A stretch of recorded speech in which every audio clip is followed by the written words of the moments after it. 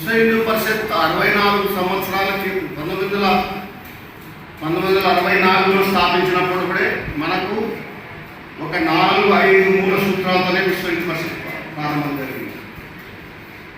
అది భారతదేశానికి రాజ్యాంగం ఎంత పవిత్రమైందో దానికి అనుగుణంగానే ఈరోజు కూడా 78 సంవత్సరాల వరకు కూడా అదే రాజ్యాంగాన్ని మనం పాటిస్తున్నాము. 70 సంవత్సరాలు కూడా మన విశ్వ హిందూ పరిషత్ అదే పాటించాల్సిన అవసరం ఉంది. అది మాత అంటే భూమాత, దేశమాత రక్షణ అని, దేశమాతకు ఎటువంటి ఇబ్బందులు లేనివాడు కావచ్చు. తర్వాత రెండవది గోమాతను రక్షించడం, గోసంపదను పెంచడం కూడా మనకు మూల సూత్రాలలో.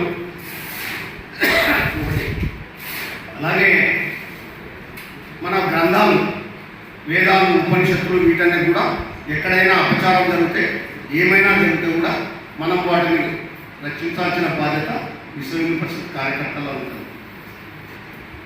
తర్వాత దేవాలయాలు, భూములు ఇవన్నీ మనం నిర్వహించాలి, అవి కూడా మన మూల సూత్రాల్లో ఉంటాయి. దాంట్లో గోరక్ష కూడా ఒకటి యాక్చువల్గా మనకు మూల సూత్రాల్లో ఉన్న కార్యక్రమం. కానీ ఈ యొక్క 73 తర్వాత మనమంతా రామజన్మభూమిలో మునిగిపోయి రామజన్మభూమి ఏకైక లక్ష్యంగా భావించుకొని రామజన్మభూమికి జై, శ్రీరామచంద్రునికి జై అనుకుంటా రోడ్ల మీద పడి దాదాపు 5 లక్షల మంది చనిపోతే 500 సంవత్సరాలు మనం పోరాటం చేస్తే అది సాధించాం. రామజన్మభూమిని మళ్ళా మనం అందరం కళ్ళారా చూసాం. బాలరాముని ప్రతిష్ట కూడా పోయిన సంవత్సరం జరిగింది. కానీ అది ఒక్కటి మన లక్ష్యం కాదు. దాంట్లో మెయిన్ మన ఈ మూల సూత్రాలు అన్నీ మన లక్ష్యమే. కాబట్టి దీన్ని సాధించడం కాబట్టి దానికంటే ముందు తర్వాత మన గోరక్షణ కూడా ఎంత ఇంపార్టెన్స్ ఉందో, దేవాలయ రక్షణ కూడా అంతే ఇంపార్టెన్స్ ఉందో ఆ విధంగా మనం పోవాల్సిన అవసరం ఉంది. ఎవరు కూడా గోరక్షణ కోసం దౌర్జన్యంగా పోయి మనము ఎవరి మీద ఒక భజందల కార్యకర్తలు ఎవరితో చేతులు కలపొద్దండి, ఎవరితో చేయి మీద వేయద్దండి. దాన్ని నిలబెట్టి చట్ట ప్రకారం ఇంప్లిమెంట్ చేయమని చెప్పి కోరండి.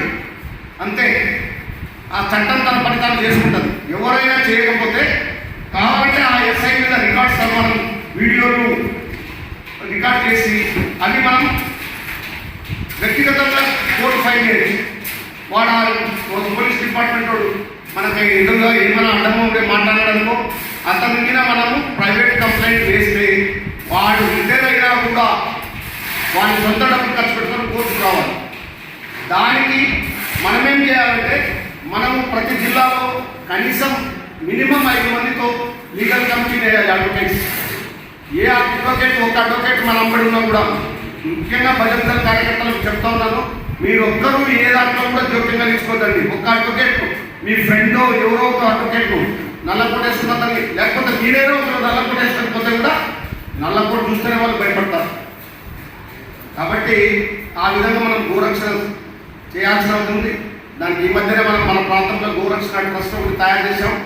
ఆ ట్రస్ట్లో గోరు కాపాడమే కాదు, జనాలకు ప్రఖండ స్థాయిలో కూడా గోరక్ష ప్రముఖులను ఇచ్చి గోరును చేస్తే ఎంత లాభం వస్తుంది, ఏ విధంగా పంటలు ఎక్కువ అవుతున్నాయి, గోవు పాలు దాంతో మన ఆరోగ్యాలు ఎట్లా బాగుపడుతున్నాయి, దానివల్ల మనము చేయాల్సిన అవసరం చాలా ఉంది.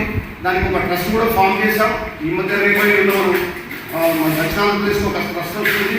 దానివల్ల గో ప్రోడక్ట్స్ ఎట్లా అమ్ముతారు, ఎట్లా చేస్తారు, దానివల్ల ఉపయోగాలు అనేది కూడా మనం ప్రతి ఒక్కటి అందరికీ తెలియజేసి గో సంవర్ధన శాఖను బలోపేతం చేయాల్సిన అవసరం ఉంటుంది.